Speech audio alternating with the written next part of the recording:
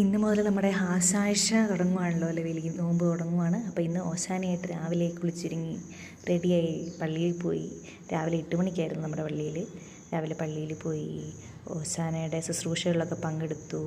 ആഘോഷമായ പ്രദക്ഷിണത്തിലും പങ്കെടുത്തു.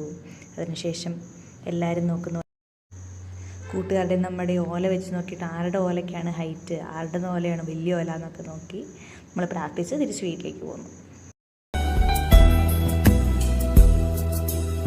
ഒലിവീന്തൽ തലകളെടുത്തു ശാന ശിശുബാലന്മാർ പാടി കീർത്തിച്ചോൻ ദേവാ ദയ ചെയ്തിടണമേ. കൃപഗണം ഭ്രമമോടുപ്പേ